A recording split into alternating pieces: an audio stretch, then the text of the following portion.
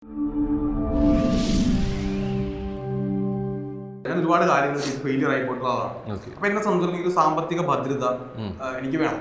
അപ്പോൾ ഞാനിപ്പോ ഒരു അധ്യാപകനാകാത്ത എന്തുകൊണ്ടാണെന്ന് ചോദിച്ചു കഴിഞ്ഞാൽ, ഇപ്പൊ ഒരു അധ്യാപന വൃത്തിയിലേക്ക് പോയി കഴിഞ്ഞാൽ അവിടെ നമുക്ക് കിട്ടുന്ന സാലറി, ഞാനിപ്പോ ഒരു ഹൈസ്കൂൾ ആകാനായിട്ടുള്ള പഠനമാണ് എനിക്കുള്ളത്. BEd ഉണ്ട്, MSc ഉണ്ട്, നെറ്റ് സെറ്റ് ഞാൻ പാസ്സായിട്ടില്ല.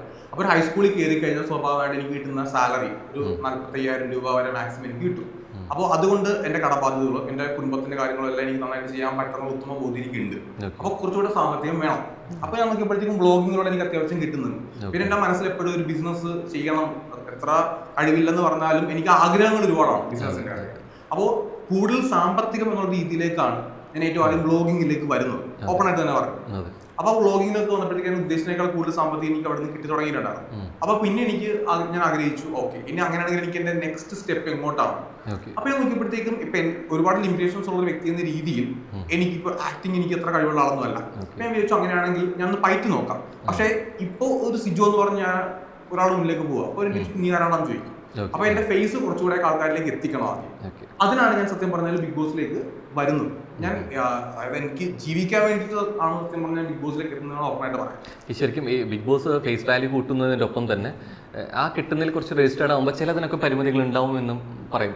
ചിലപ്പോൾ ഈ സിനിമയുടെ കാര്യത്തിലാണ് പറയുന്നത്. അത്തരത്തിൽ ഏതെങ്കിലും രീതിയിൽ ആഫ്റ്റർ ബിഗ് ബോസ് ശരിക്കൊരു ലിമിറ്റ് വെച്ചിട്ടുണ്ട് അങ്ങനെ തോന്നുന്നുണ്ട്? ഇല്ല, എന്നെ സംബന്ധിച്ചിടത്തോളം അങ്ങനെ ഇല്ല. കാരണം ഞാൻ ബിഗ് ബോസിലേക്ക് പോകുന്നതിന് പിന്നെ ആർക്കും അറിയില്ല. അതിനപ്പുറത്തേക്ക് ഞാൻ ഈ പറഞ്ഞ രീതിയിൽ നമ്മളിപ്പോ ഒരു സംവിധായകന്റെ അടുത്ത് ചാൻസ് ചോദിക്കുകയാണ്, അല്ലെങ്കിൽ നമ്മളിപ്പോ ഒരു ആക്ടറിന്റെ അടുത്ത് പരിചയപ്പെടുത്തുകയാണ്. അവർക്കപ്പോൾ പക്ഷെ അവരെന്റെ മെസ്സേജ് ഓപ്പൺ ആക്കി നോക്കുന്നത് പോലും നിർബന്ധമില്ല.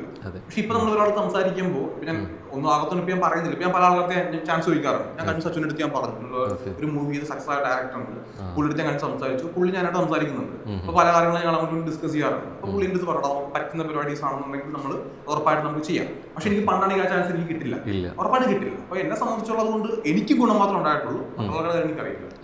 ഈ രണ്ട് ചാൻസ് ചോദിക്കേണ്ട അവസ്ഥയാണല്ലേ, ഡയറക്ടറോടും ചോദിക്കേണ്ട എന്നുപോലെയാണ്. ഇവിടെ കൺവിൻസ് ചെയ്യും. അവിടെ പക്ഷെ കൺവിൻസിംഗ് കളിക്കാൻ പറ്റില്ല എന്നുള്ളതാണ്.